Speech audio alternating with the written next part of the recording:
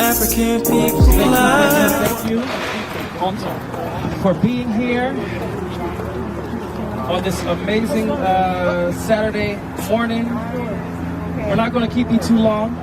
We do want you to be way there. We do want to circle up for this libation, and if we can make the circle get started here, just kind of make it in within the cone.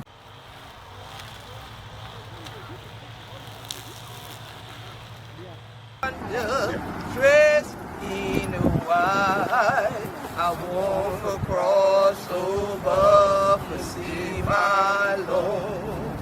It looked like the children of the Israelites. I walk across over to see my Lord. Well, who that yonder dressed in red? I walk across over to see my. So this your day, I want y'all to say with me, God, please heal the land. God, please heal the land. I say, God, please heal the water. God, please heal the water. I say, God, please bring peace here. God, please bring peace here. I say, God, unify the Gullah Geechee Nation. God, unify the Gullah Geechee Nation. I said, we believe that thing. We don't got it. I had an older brother and an older sister named Chieftess. Chieftess was one of the first ones that took over this place. But he decided that he didn't want to beat on anyone. He had a good plan what do you call them thing when them not a desk job, but a job where you can go and work and get paid. Then he the one taught me a lot about this business. After he taught me a lot about this business, he told me, he said, "You man, boy?" I said, "Yeah. There could be time when you gonna go out, you can't go. There could be time when you come home, you gonna sleep, you can't sleep, you gotta go in the creek." I said, "No man, I ain't gotta put up with that." And lo and behold, he left and going on a day job. So it was 6 sisters, and brother was gone, the older one was gone, and the left 5. But between the 5 sisters and me, I had gone through a whole lot to try to support each and every one of them. My dad had to make me miss school plenty of days to go in that creek to pick oyster. Lord, when the boat comes here low down with oyster, the school bus has to come by at the same time. And you could hear them on the school bus. "Oh, look at the man." I did actually got a bail water and a drop of water in the boat too. But that's what all got me through. And I remember them days, my older brother tell me, "You gonna be time, there can be time when you wanna go to school or time when you do something you can't go, but you gotta go in the creek." And again, I look at it and say, well, I'm the only boy between 5 sisters. He ain't got the bottom to help him. So I just might as well do what I gotta do. So that's what I did. And that's why he made me stick with everything you see me done around here today. Thank you. I came up on the backside. So like he said, during my time, you had Soul Palace, the Packing House, and then when we go in the river, I could hear Ike Shop. Now, I hear all these things, I know they partying. Pull me in the river, stuck taking the bucket back and forth to the boat. And it was one night I think I went out before we went in the river, and right on that back shore, well, further back this way, I knew I seen a spaceship. don't normally tell that story, but I know it was a spaceship or a helicopter or something, but I was just out of it. And same thing, one of my nicknames in school was Oyster Man. And sometimes when I used to drive bus also, I drive the bus, and sometimes there was a landing right here. Sometimes you see your mom and dad and stuff, and them kids used to draw a picture of your mom and dad and pass it around in school, saying, how your mom would take the oars and hit your daddy with it. But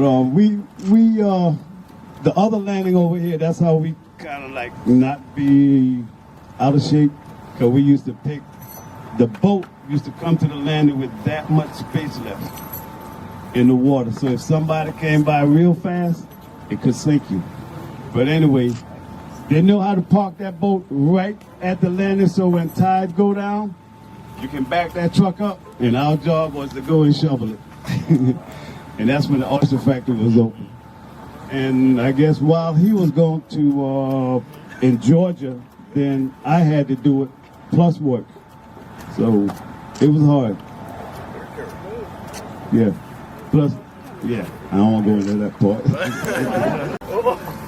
Good afternoon, everyone. My name is Mary Lee.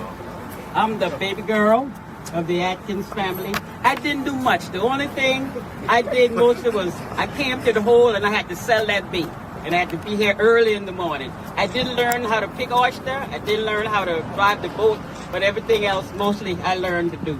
I guess all the other ones did all of that stuff. I guess they were sorry for me or something. But anyway, we did what we had to do to help out with the family business. I think they have covered everything. I mean, I was next to the two oldest sisters were away, so I pretty much was in charge with them. So, but I can remember days, the cold weather having to come down, and the bait shop was right behind those cars. So we had to go down in the pond, in the trap, and get that bait. But the more I got that bait, the more people coming. So I look at the money, and I said, well, this is a worthwhile business to have. So my mother and father did not play with us, and they taught us things, and they shook us up in many ways, but they really left a legacy behind, because we can do all the oysters, the shrimp, the crabs, and all of that stuff. So I give God all the praise for all of those things that we have done. Thank you.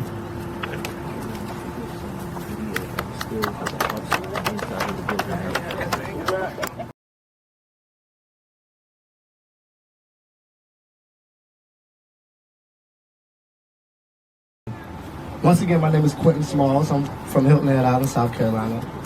Small story that he's speaking of about COVID time. Well, actually, I've been preserving the culture with my music, going around to a lot of events, performing, and teaching the youth about our culture and what we should be doing as a collective. But about 2020, it was kind of hard for everybody to find jobs and keep jobs. So I decided, since I had a pretty good water in the back of my yard, I decided to go out and get oysters and sell them. Make some money on the side. But as I was doing it, I ended up getting caught by the game warden and had to pay some pretty hefty fines. So I ended up stopped doing that, ended up paying the fines, ended up getting another job. But I knew that while I was doing that, that was something that I liked and I wanted to keep doing. So connecting with Tendaji, and he was telling me about his family and what you guys are going through here, I said, well, I mean, this would be a great opportunity for me to keep preserving the culture. So that's what I'm here to do, is to help educate the youth, educate myself a little bit more from learning from you guys, the Atkins family, and keep it rolling. Why not? Why not? Hello, how y'all doing today? Thank you for inviting us out. It's a very powerful event. Got your back all the time. I'm from Charleston, South Carolina. My name is Julian Williams. I'm a blacksmith. It's my son Julian, my wife Tiffany, my apprentice Mason Halls. Now our journey is to keep the blacksmithing trade alive. It's a dying trade. When people see that right there, they think we either grilling, making pizza, but I tell them we cooking iron. So it's a tree over 3,000 years old. You can see a lot of the old stuff that Tendaji has back there. All those were made from a blacksmith. Back in those days, there was no machinery and stuff like that. You know, with time, technology starts to take over, but the value of handcrafted things is like phenomenal. So our job is to keep that trade alive, get the youth involved, to keep them going. Both of these guys are 20 years old. That's a powerful statement. You know, it's Saturday morning. He been up before me this morning. They've been up like 5 o'clock this morning getting stuff prepped to come. I still been in bed. But I take my hat off to these guys. And that just showed that if we put the time into the youth, we can turn some things around. That's right. Thank you. Thank you, Tendaji. It's definitely an honor to be here. I'm my executive director, Giovanni, who's here. I'm from Bluffton. That's where my people are from. And just being in this space right now is makes you very full. Because what I think about is going from a Dr. King quote, but applying it to our culture, when he said somebody told a lie one day.